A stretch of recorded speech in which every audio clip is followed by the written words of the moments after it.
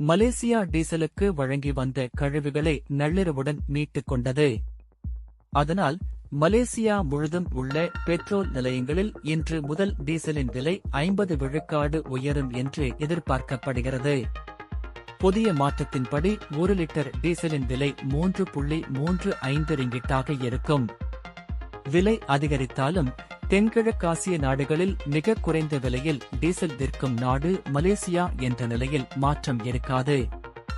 சிங்கப்பூரில் 1 லிட்டர் டீசலின் விலை 8 ரிங்கிட் 79 காசு. இந்தோனேசியாவில் 4 ரிங்கிட் 43 காசு. தாய்லாந்தில் 4 ரிங்கிட் 24 காசு என்று மலேசிய நிதியமைச்சு கூறியது. டீசல் விலையில் கழிவுகள் கொடுக்கப்படுவதை நிறுத்தவிருப்பதாக மலேசிய அரசாங்கம் சென்ற மாதம் அறிவித்தது. அவ்வாறு செய்வதன் மூலம் மலேசிய அரசாங்கத்திற்கு சுமார் 4 பில்லியன் ரிங்கிட் மிச்சமாகும்.